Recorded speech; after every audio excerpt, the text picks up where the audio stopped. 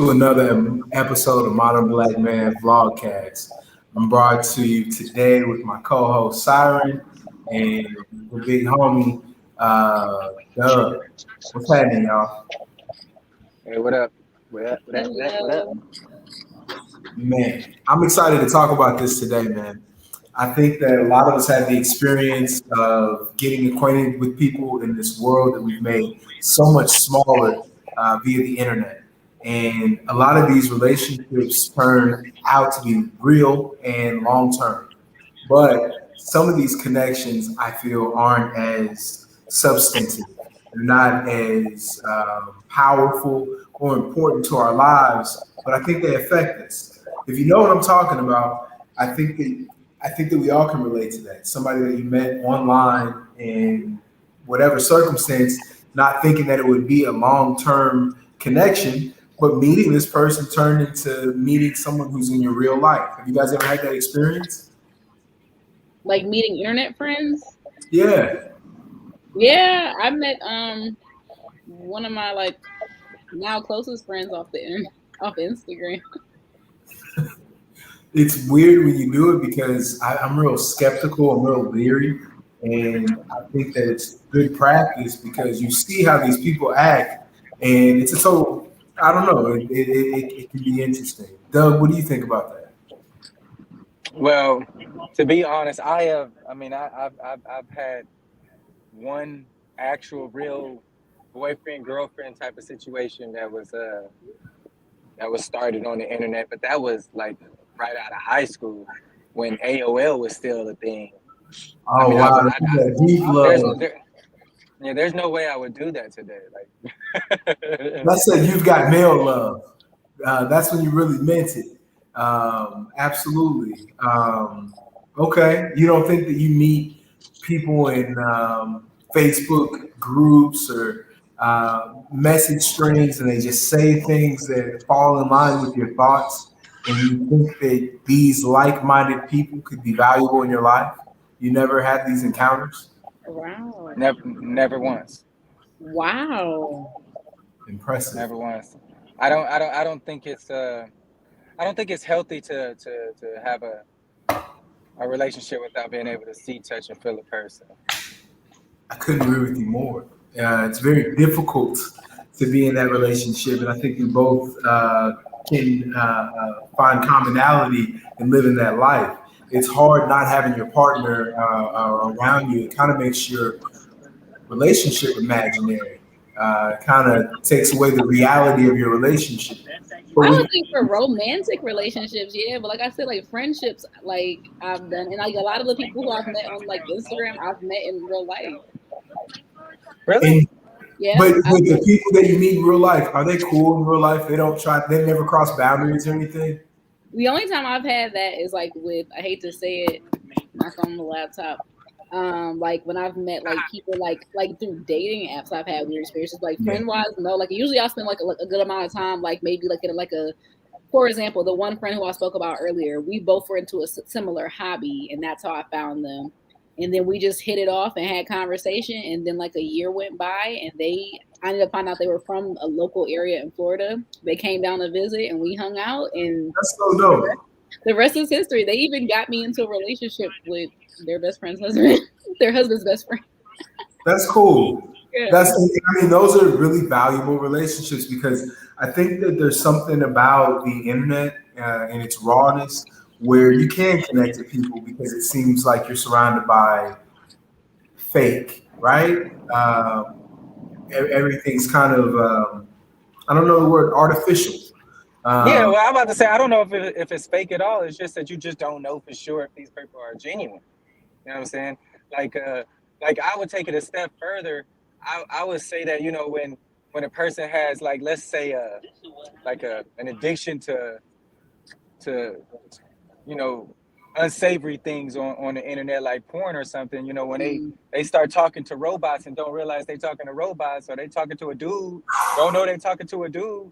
I mean, yeah, I just don't see how I can find a this genuine. is better than what I could have hoped for with the topic, but that's what I'm leaning towards. Absolutely. It's artificial. And I think it's wrought for corruption. I've kind of got a deeper and bigger macro thought. But Doug, I want to talk more about that. The dark side of the internet, or whatever you want to call it. Yeah, I think that's what we're prone to. I think that's what the natural inclination of people. Most of the internet is filth because that's what people readily go to for whatever reason. I'm not justifying it. I'm not knocking it. I've met some people. I've met some people in the filthy part too. and that's true though. I mean, it's all hues, and that's why I think it depends on I think it depends on circles and things like that. Like for me, like I said, through community-based stuff, and of course having a lot of discernment and spending a lot of time speaking with them, and then of course meeting in public, or maybe going to, like, for example, like in the BDSM kink world, you'll have things called munches. And usually, like with those munches, there's pretty like it's pretty rigorous. Like, for example, like you have to have questions. Like one event I attended, we couldn't go to the event until we met with these people at Denny's and had a conversation and answered questions, and then we were allowed to go to the actual event. So wait a minute, we got to back it up. Munches, they're like counselors for freaks. No, munches. So a munch in the BDSM kink community is a vanilla gathering of people. But even for that vanilla gathering, we still had to pre-meet so they could like have a vetting process where they screen us out, which makes sense. And then after the vanilla munch thing, it's like a regular, like say we all went bowling, we would call it a munch because it's not. What community you say? BDSM. Oh, okay. Yeah. So, and that's so big of a term. That's like LGBTQ to me. Like, really? Well, it just comes around. The Rainbow Mafia. Alphabet Soup Clan. But yeah, so I mean, like that little rigorous process. I mean, I made like some good connections at that event. And still are in contact with those people. But yeah, they made us go through a process and literally, my edges is jacked. My bad, y'all. Made us like pre-meet with them, talk to them about some stuff just so they could get a feel about us before we came into the actual event. And I mean, it definitely makes sense. So it just depends. I do agree though, the internet can be kind of sketchy. I've had my experiences, but I think you have to use it covers all ground. You got people out here doing the most horrendous things and the most tremendous things. You've got people doing everything. So absolutely. I think we should definitely speak more of the good. You said a lot of interesting stuff, Siren. That's, I think, the good side of the internet. I think that when it goes further, you have these communities of people that use their opinion to govern people. Not just women, but all people. I don't know if it's the moral authority. I don't know if it's the trending world, but there's division amongst us as a whole, and this leads to this cyber collision. Doug, you ever play a video game like online and you hear the little racist kids and they're running their mouth, huh? Like running their little mouths, and you be like, it's artificial. The world is not real, and we're building more of these metaverses. So I just want to talk more about some of the weird things that people do, because it's very natural for us to be so belligerent and perverse. Is it natural, really? Yeah, I think the sick depravity of humanity is expressed on the internet. We certainly see it in sex acts, and we'll just call it sex-based communities. Yeah. So back to the alphabet soup clan. It's so fun in those communities, though. I can't, man. I can't with them because it's just like they be doing stuff that real women don't do. Right? Well, yeah, that's why you go to the community to find them.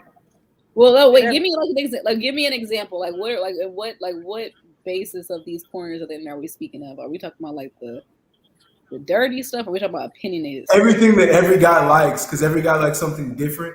But what we find disgusting, we find impossible, because that's the way men are hardwired. Because when we have real relationships with real women in the real world, they give us real reactions, which are never embracing our sexual depravity, which is why it's so prevalent on the internet, because it's sort of a manifested free zone. Is that cover what you're talking about, Doug? If I'm agreeing with you?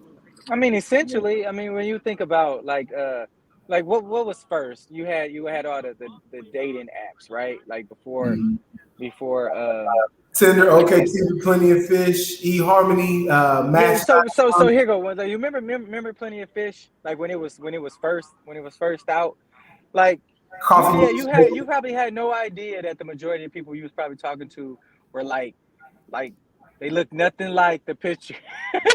They were Russian and Ukrainian men hunched over in corners in studio apartments. And wait a minute, I blacked out. You mean that the anonymity of the internet could be toxic? Is what you were saying? I'm just saying the whole catfishing thing is the reason why I cannot trust. I never experienced that. I really didn't. I mean, I had a couple that like were a little bit bigger or smaller than their pictures. I think I might have had one where I was catfished, seriously, like one time. But I've had because there's a process to this, y'all. I don't want to give away my process or my steps, but I don't think I've been catfished once. That's interesting that you say that. So that I've never been catfished. You've never been? Yeah, I don't. That's because you're a girl. No, I'm a catfish. I mean, I think you're a girl. I've been catfish though, but I've never been catfish. Like not in person. I've had like catfish. Like I've got catfish pics before. I just hope for the best. I don't really online date any longer, so there's that. I saw my ex-wife on a dating website, and she was trying to catfish, so I felt really good about myself about that. What? You know, like, have you ever seen somebody that you've been with and they try to upgrade their look, and you can tell when the chick uses a filter, or you can tell when she's wearing a certain kind of bra or a tuck or whatever it is? Yeah, I said it. That feels good. I know that's very petty, but it does feel good. It's points for you because you see how hard this person that maybe had power over you has to try in the real world, right? Did you swipe right on her catfish page? I would have. No, I don't think I did, just because I didn't want her to see me. I wanted to see what she was working with, I guess. I'm sorry. No, I mean it's real though, because we're talking about online in-laws, and it's like a power that people don't want to give up. People that you know in real life, they refuse to meet you at that level of reality or the equilibrium of reality and their persona. Because I think a lot of people, especially families, want to present maybe one way, whether they're that way in life or not. I think we all fall into the trap though, because think about it. Somebody put out a good point to me that people only post the highlight reel of their life on social media anyway. So we're all, at the end of the day, like, I don't want to say we're all guilty of it, but to an extent, I mean, don't get me wrong. If you was going through a rough patch in your life, living out your damn car, you ain't posting that on Instagram. Like, let's just be real. Like, that's because it's just no way to respond to that correctly. I guess it's going to be real hard to respond to somebody saying that I just lost my job and my car today. What are you going to say besides, I got a friend on TikTok who lives out of her car. She lives out of her car and she posts about it. The black lady, I follow her. She's interested, but you know, I mean, like, but that's like for me, that's content based stuff. Like that's her journey and experience. So you do have those kind of outliers, but for the most part, I mean, think about how, like, for example, somebody was talking to me about Miami and how it's luxury, and I was reminding them that half the people in Florida we know do scam. So their luxury ain't really that damn real on Instagram. Yeah, they showing you these luxurious houses and cars, but they scamming for it. They're not. I mean, again, that's not real. Like, I don't call it like fake. It's not really real luxury. It's Ponzi life. Ponzi. Yeah. So a lot of people do that with the internet. I mean, like, a lot of people like that mask because, I mean, again, the internet lets you be who you want to be. That's why it's so easy for people to catfish and do all their pictures and create a whole new persona and get famous, because it can help you amplify who you think you are. Yes. Mm-hmm. Magnify who you pretend to be. Basically. Yeah, absolutely. But I think that the clout to the online community has grown and it's really affecting people. I think that I'm gaining more empathy for young people because this is their reality. The way they're perceived in the world is different than maybe the way we accept social criticism. I can agree with that. And I think a lot of people, especially even I had to evaluate this in my like younger 20s. I see somebody pulling up like on Instagram, like, I got a new 2022 BMW. And my mom had to remind me, like, girl, like you're sitting here fantasizing, like, damn, how'd they get this? You don't know what they went through to get that. You don't know the backstory on that. Like, so again, like I said, it's a highlight reel all the time. I think that we're so caught up in the advertisements. You have the influencers pushing stuff on you. Like, so we're never really seeing, half the time we're not really seeing reality. We're just absorbing. It's a lot of smoking news. I used to last week. I had a Lambo, a Ferrari, all that, something real nice. I could care less about that, even if I had the money to afford it. I don't think I'd be in that. I'm not a car guy like that. That's so foolish to me. You could be making money with your money. Why would you waste it? That is very true. So, I mean, again, it is kind of tricky. I like the internet. Again, I think it can be a great tool, but I also think it also is a great detriment to us as a society at the same time. Yeah. But I feel like it's also, again, like sticking true to your, trying to figure out that borderline between sticking true to your morals and remembering again that it is a lot of smoke and mirrors on there and not getting caught up, which is, it isn't, for those people who are really caught up into it, I don't blame them because it's not hard to get caught up in that. Yeah. And a lot of us have FOMO and escapism. I mean, you get on the internet, don't get me wrong, there's a lot of toxic stuff on there too, but then you have a way to kind of escape. You can look at your favorite celebrity on a boat. We're talking about the positive connection. If you can escape on the internet and meet somebody that's got some doggone sense that you can connect with and have a productive relationship with, I think that that's profound. And I would hope that it doesn't happen every day because you would be loaded if this happened for you every day. But that's what we're talking about. And I think that it's a real part of our lives because how many relationships do you think are started, kind of like what Doug was saying, when he was young and just open, all these things happen. How many relationships do you think are really started just from an online encounter? There are those people. Yeah, man, you got people that, I mean, whatever they can get, they'll take it. I have a friend who was heavy on POF. She failed a few times, but she has been married for 3 years now. Nice. That's dope. Well, it finally worked. POF. I know. That's what I said when she was on it because she kept getting duds. And I was like, girl, can you just get off POF? But she finally met a man and got married. So, hey. What's the other one? Coffee Meets Bagel I always thought was worse. I think that those are the lower tier with OkCupid and then Tinder. Those are hot dates. Those are ones you gotta really get to know the person and not mess your life up. But BLK, that was striking gold. I've never used BLK. I just heard a lot about it.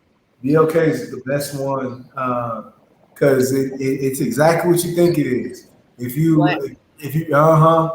really want to meet somebody, and yeah, man, if you can be specific and kind of obviously it's visual, but you pick what you like, and there was a lot of good connections on there. That was definitely my favorite, probably Tinder and BLK. What about you? Coffee with bagels? That's an interesting one. Coffee Meets Bagel. It was horrible. I used to work for IAC, which is this company that owns a bunch of them.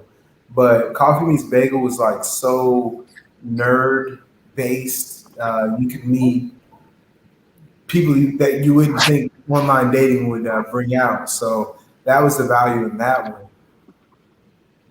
And then OkCupid, that was just easy. That was just a lot of people used it. Hookups. Straight up. Okay. I only use like Tinder, and that's about it. Facebook dating is weird, and I think there's too much.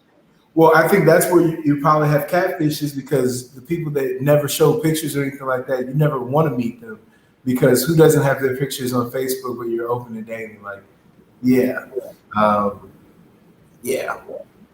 Facebook dating one was. Think about how many people are available in that. I accidentally did that one. That was one that my ex girlfriend caught me on because I kept matching with people. I was sleeping and I got caught up. Someone told me now they have like Bumble, for example. Bumble has Bumble for Friends. Bumble was good, but it fell off. Look, it was pretty girls on Bumble at one point, but then it got like ran over by big girls. I don't know how, but there was a whole season when it was like big girls took it over. But it was like independent women. It was Bumble because it was women making the move first. Like they weren't bad at first. But then I don't know what happened. I left it alone. I didn't want to match with anybody because I was not pleased with what I was matching with. Was they just not attractive? They were not attractive to me. They looked like they were women in power. Like they weren't attractive. Like they looked like they were women with jobs and responsibilities and bad kidneys. Like they didn't look like they were young, pliable, and trying to have fun. Like Tinder is where I think you can meet fun people, fun encounters. You want somebody who can have fun, but they also got a job, correct? Right? Yeah. I was like, if she pull up on that first date asking you for $40, $50, $100, might be a problem. No, she ain't getting that. I ain't tricking for it. That's what I'm saying. But that's the way Bumble used to be. You used to meet chicks that, kind of would have something to show, and then I didn't like the selection. Be okay. It was real. Be okay was like real chicks that was like, I don't even do the internet. I don't even do all this. But then like they're like, well, I mean, and you shoot the text message. Once you exchange numbers on social media dating or whatever you want to call it, it's over, guys. Once you exchange numbers, especially if you're iPhone users, you're fucking. If you can see each other and you want each other, it's a done deal. Yeah, I'm gonna say because you can FaceTime and everything. Yeah, it's over. So that's what about Christian Mingle? Christian Mingle was dope. Christian Mingle was dope. Those are the big freaks of the girls that go to church. That's why it got ambiguous. Every time I would see a Christian Mingle commercial, I kind of be like side eyeing, like I can only imagine the conversations that's going on because I doubt it's all praise the Lord. I know. Did you go to church today? Nah, baby. So did you? Nah, I didn't. But, there was just a picture on Twitter of this guy in church with a throw baby shirt. That's how I imagine Christian Mingle would be. That's right. But that's what it is. My boy Doug, he was talking some good gospel to me the other day. I think that we sharpen iron a lot when we talk about this temptation thing.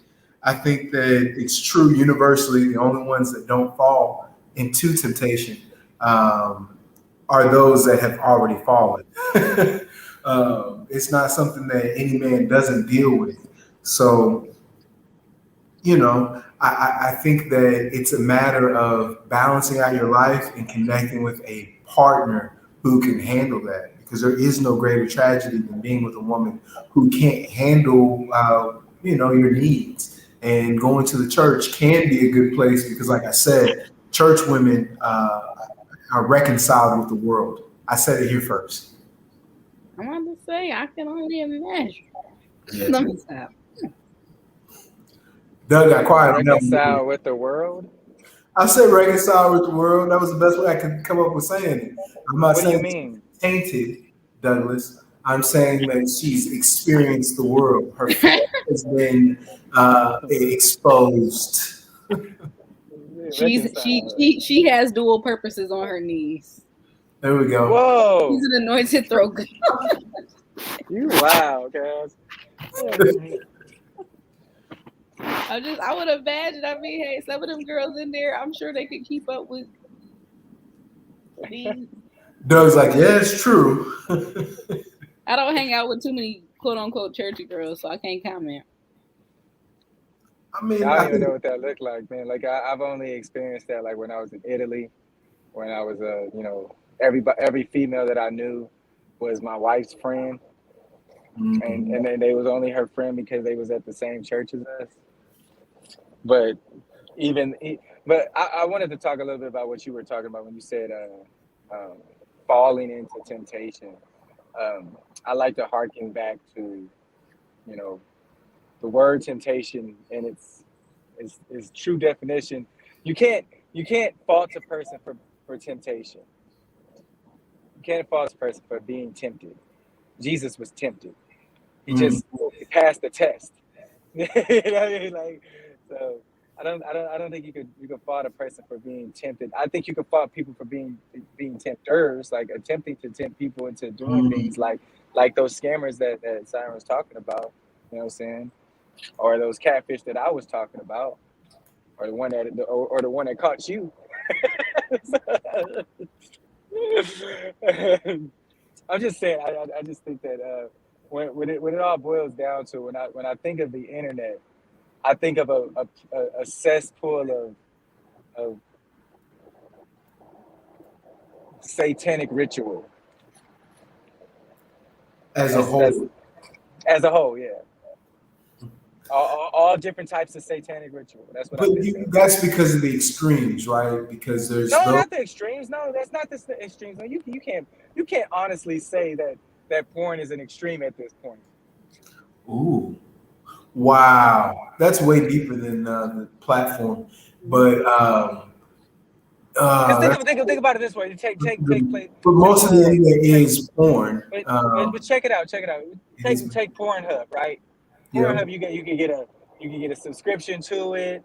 Brazzers, you get a subscription to it, and all the other ones, right? I mean, you can have they got means of ensuring that you are always up to date with all the new nonsense that we're pulling off these days. So no, I can't say it's an outlier. I would say it's mainstream. I I think think the you're outlier right. I think the outliers would be um, Let's go further with this, okay? It's sex. Sex is mainstream. Skin is mainstream. Flesh is in front of us, and we devour it with our eyes. We devour it with our thoughts. We devour it with our pocketbooks. So, I don't want to give credence to your argument, but yeah, I can see that. Consumption's up. Is that an instrument of everything outside of our control, or is that the house that we built? well, if you think of it in terms of what you're attracted to, then it would have to be the house that you built. You know what I'm saying? Because if you let's just say That's why let's take God wants us to have a wife to well meet our needs. well that's I mean before we go too far and over people's heads, kind of like think of it from a simplistic point. So let's take a woman that just if she sits at a table and she looks out the window, right? And then one day she looks across the way and she sees her neighbor's gardener, and she's in awe, right? Mm-hmm. 2 days later she sees a pool guy, she's in awe, right? You're I describing, can you're describing Bathsheba. But what I can guarantee you is that she's going to be at the window again tomorrow, Yes. right? So that's essentially what goes on with somebody that sees porn for the first time, or that sees sex on a screen for the first time. So You're I can speak from my own personal point of view rather than anybody else's. describing the Huh? seductress, and I don't know the story well enough. The adulteress that lures you in, the succubus to devour your soul.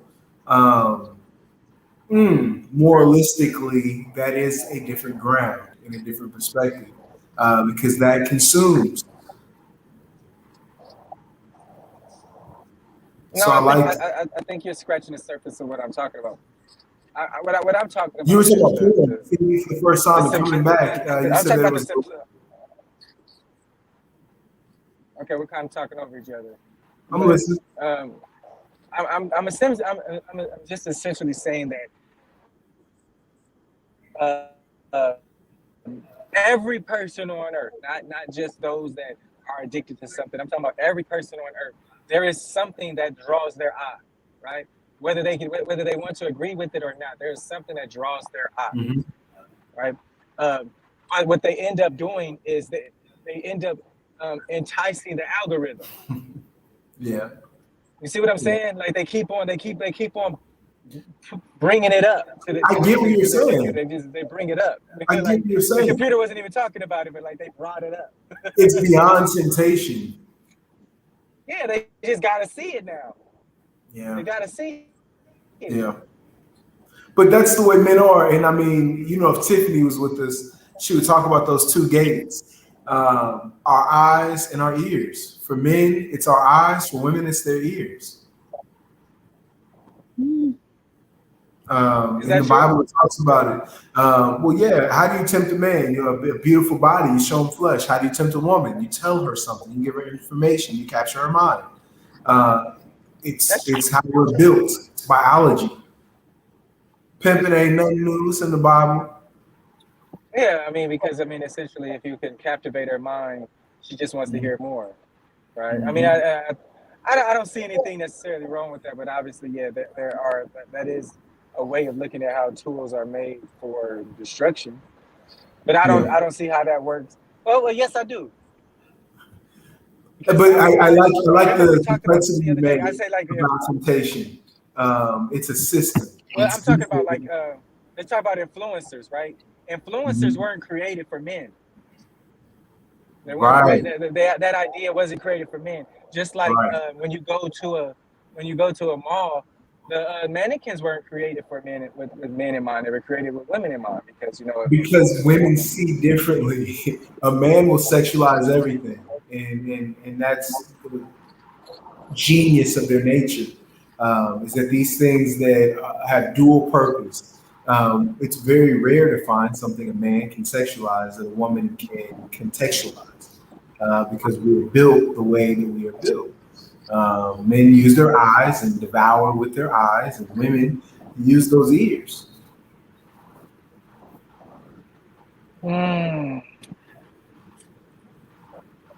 But I think that the online laws is interesting because I wanted to get to people that you take seriously, influencers, if you want to call them that, people that you respect in real life, people that have consequences in real life, but do you defy them? Do you go against them, or are you just being independent?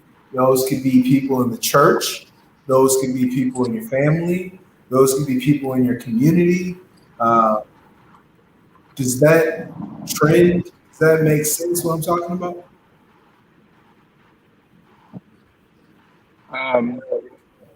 I would say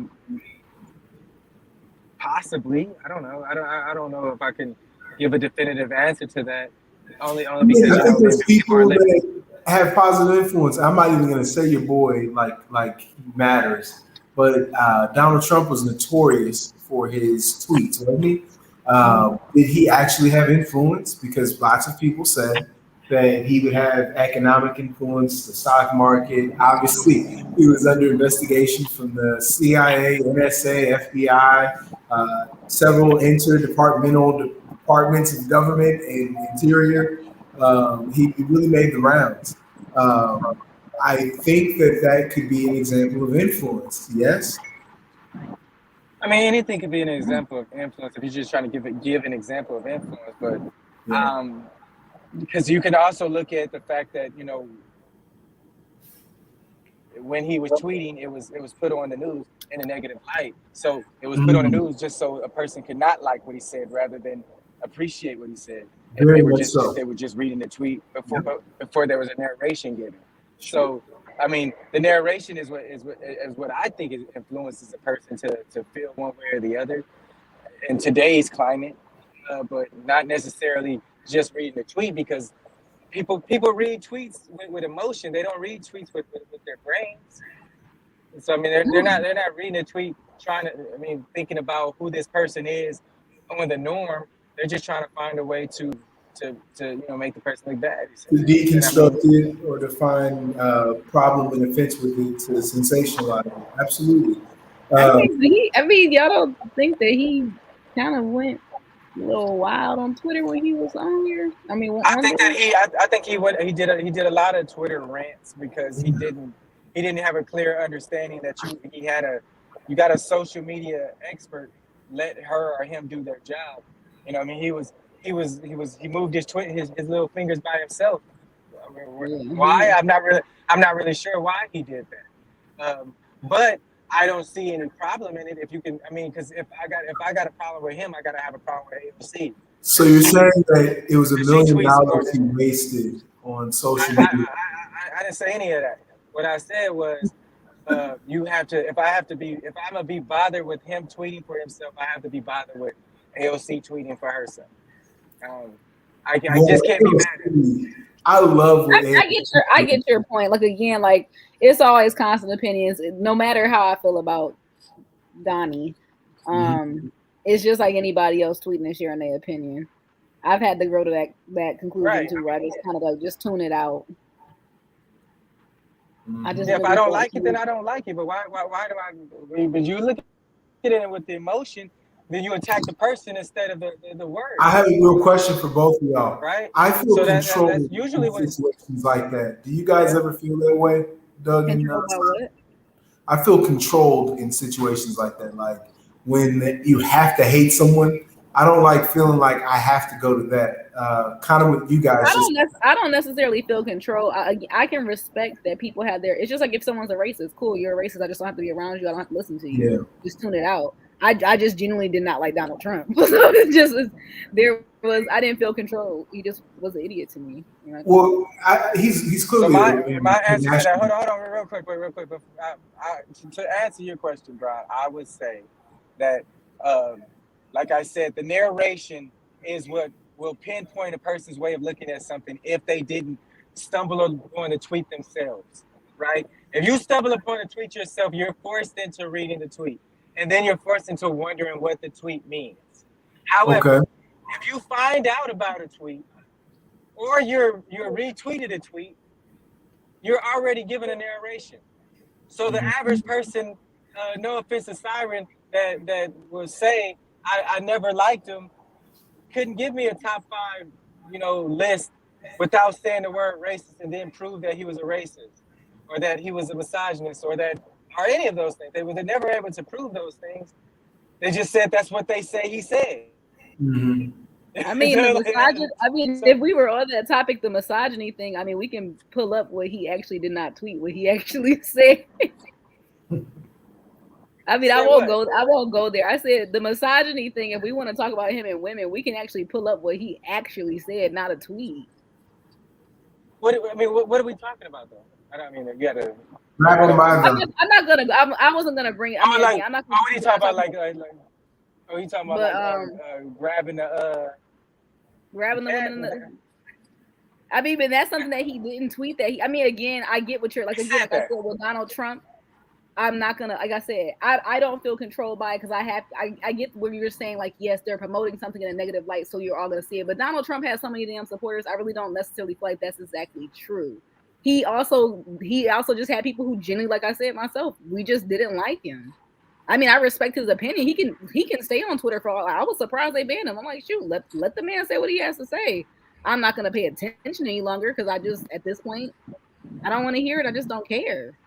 So I wonder in reference to like Elon Musk and that he's taking over Twitter, and whether this is a good thing for those that tweet or a bad thing. I don't know. I don't necessarily know because I'll probably never ever have a Twitter account, but I do wonder if it's going to be a positive thing or a negative thing to people.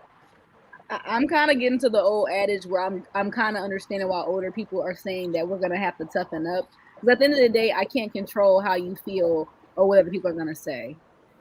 At a certain age, you're just going to have to walk in your own truth. So, for example, if someone says something against your own what?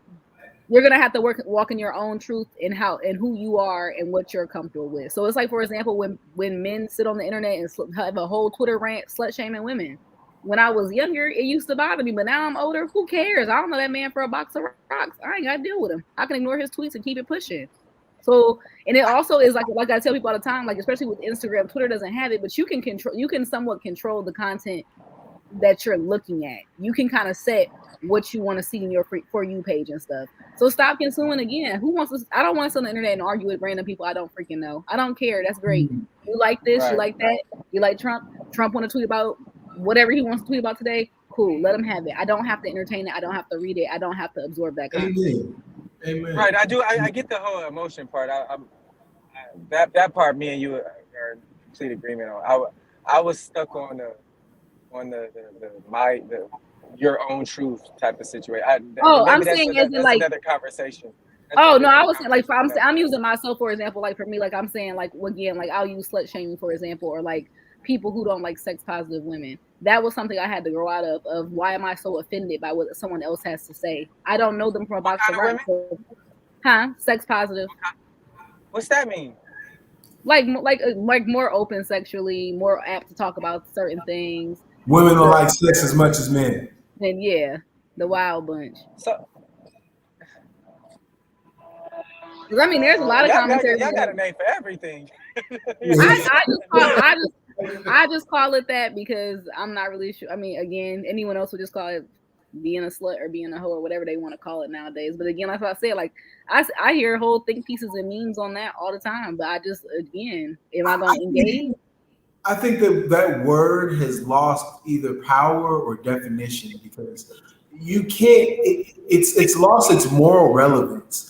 Because I think at one point we were premature, right? Getting it, badging it, labeling women with it. A lot of stuff is reclaimed now. Like the words, that's what I'm saying. Like it's not going to offend me if somebody call it like the word is reclaimed. Because true, I might have my man call me that later. So I mean, you ain't really offending me, right? Like cool. What were we talking about again? Look, hoe. Yeah, no one's really. I don't think the words are. That's the one thing I'll say. Like the words are kind of reclaimed, and it's kind of just like I know for like people, like especially like me, it's like okay, it's old now. Like who cares? I'm X amount of years. You're not offending me by calling me that, girl. Keep pushing. Right. I mean, but I think that it ain't even just the word. It's the fact that a person grows up at some point and they realize, oh, that didn't hurt.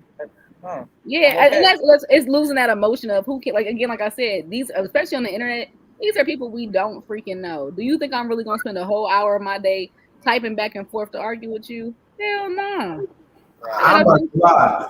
Very rarely, but I'll get caught up if somebody presents ignorant enough or pushes back hard enough. I might engage them, and I don't do it. I recently had a situation where someone tried to engage me. I told them, I said, why don't you just unfollow the person? Be blessed. Have a good day. And that was in the conversation. Yeah. I just totally can't. I even in person, I can't bring myself to yell. I'm not about to do that on the internet. Like again, people I don't know, and like I be telling people all the time, like again, you could just unfollow or scroll by the post that you don't like. Go look at the content that you enjoy. Why are you sitting here writing a whole think piece of somebody as if they care? Like, yeah, I think because people truly believe that there is really such thing as a safe space. Like that's a real thing for these kids. Or especially my issue is when they try to come to your page or your content. Like I've had people write me whole think pieces on why are you. I get that you poll, but why do you have to wear this when you poll? Why do you care? Go watch something else. Just don't watch it, yo. Just don't watch it. But it's the control thing, and I probably can't fully relate as a woman, but I think as a black man, I can relate to trying to be controlled in everyone's space. Yeah.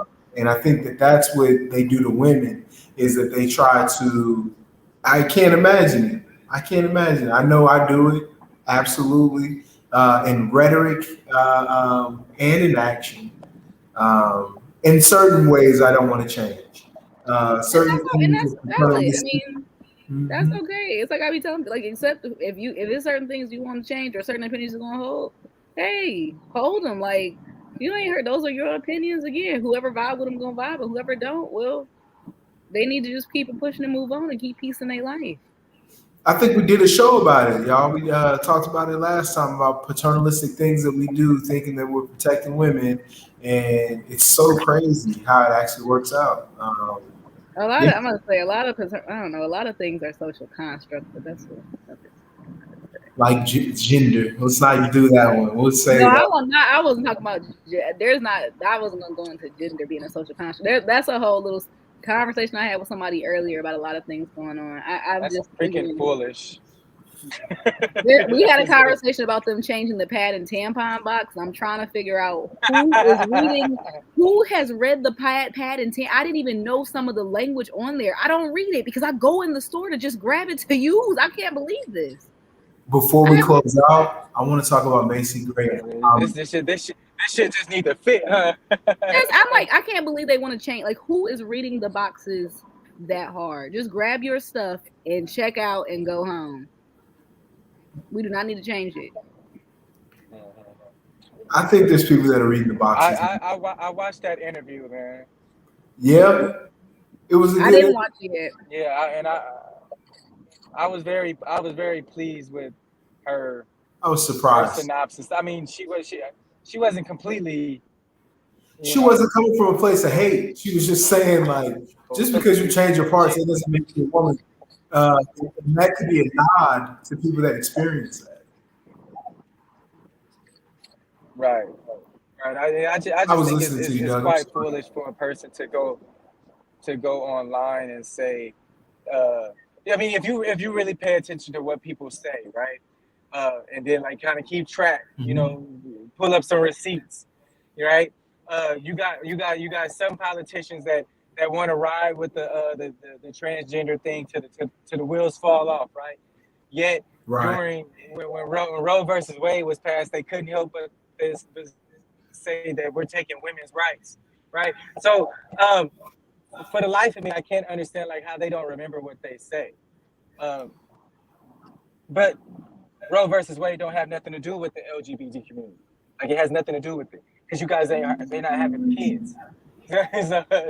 So I mean, but like I said, I mean, but I said the problem with the internet is it's all one big sinful salad that nobody can figure out, you know, what's a tomato and what's a cucumber anymore. It's just becoming too much information for me. Like even like I said, even I had to like get mad about the pad thing because that irritated the hell out of me. That we're actually going that deep. That people are in the store offended by feminine products. Like I just can't believe that.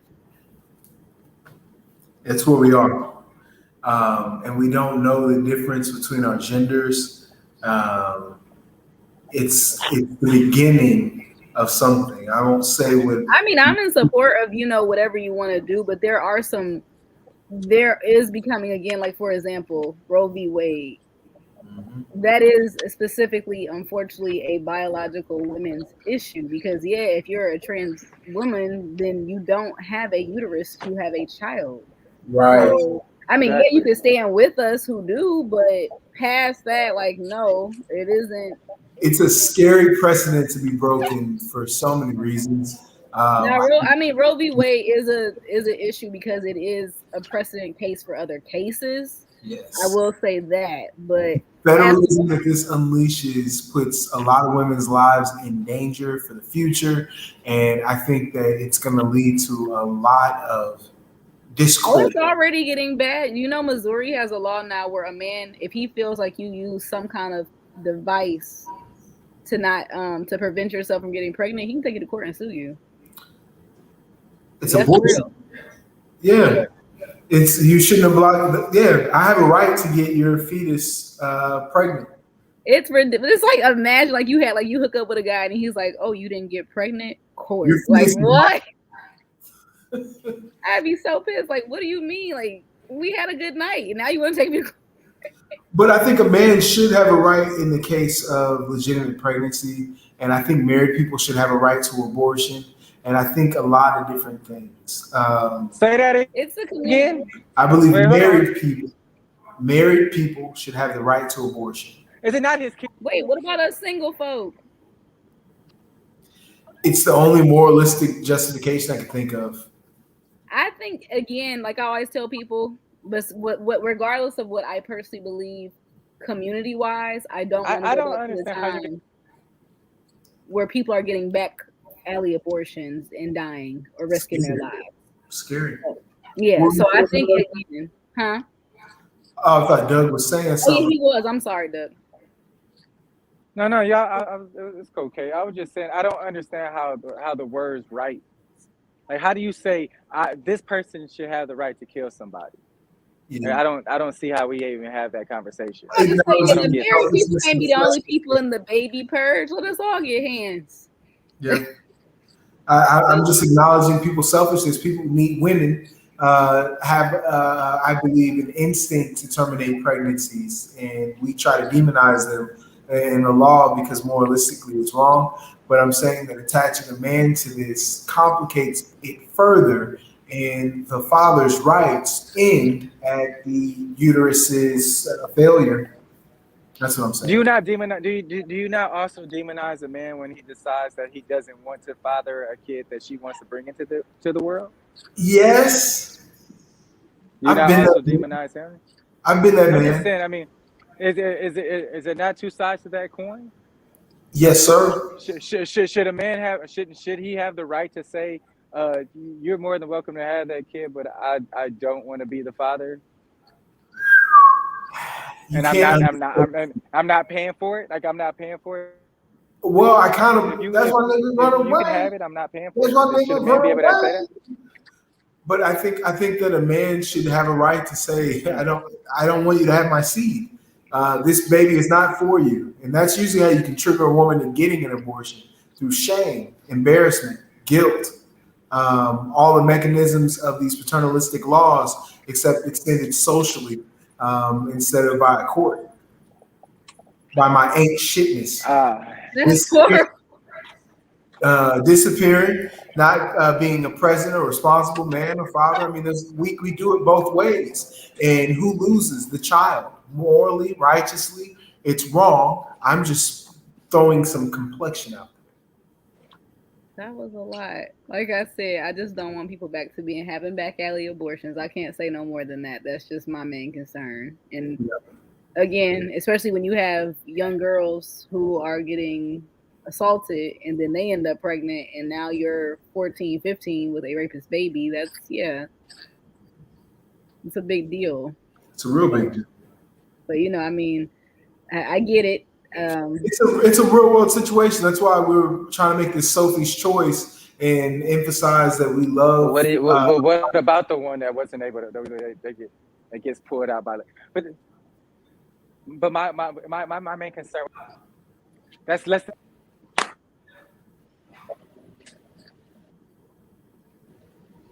Kind of breaking. I don't know. Interesting type of person to me that can look at because.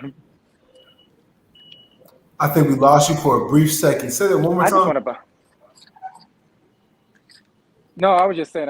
My only thing is I think it's a really interesting way of looking at it. I mean, like, you can actually look at a person. You know for a fact that she has a life bearing inside of her, and you can say, hey, let her be able to choose if he lives or dies. Like, that's interesting to me how people think. Like, I don't understand people. I heard a funny joke though. I That's mean, why. somebody said even the Catholics don't believe in life at conception because why aren't y'all baptizing stillborn? Oh, I mean, it was pretty interesting to think about, but I mean, it's true. I mean, again, like I think it is personal to where you believe life begins. But that is a good point because I ain't never seen nobody.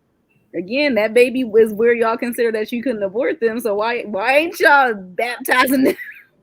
that's true. So I mean, it's all kind of up for debate. But I'm pretty, like I said, I'm pretty open to again let people make their own decisions as a neighborly person. I'm here to support. And I before we close out, I think that it is one of those highly subjective things, and that's why it's so important for us to have options because there are outcomes. That's my final thought on that one. Do you guys have any social media, any projects that you want to share before we break? You can always catch me on Instagram at Siren SYREN DTHE_stallion. That's about it. Follow. What about you, Doug? Like everybody knows, I'm about to be pushing out of here, headed to Alaska. So, yes, you follow my Instagram, Lasting Remedies. Um, you can Google me, Lasting Remedies. You can, yeah. At any rate, you're gonna have to find Lasting Remedies elsewhere. I do actually have a satellite that I'm opening up out here that will have other therapists that will work under my flag. Um, so if you are still looking for services here, please That's feel free. Lasting Remedies at Lasting Remedies. They can find you on Instagram. Instagram, Google, stuff like that. Stuff like that. Y'all already know where to find Yeah, me at. I don't do the rest of them. Yeah, I know you don't do the rest of them. Y'all already know where to find me at. You see me running on the bottom. We're going to go with this new format every Thursday at 9 p.m. Central Standard Time. I appreciate y'all for making the time. And until the next episode, peace.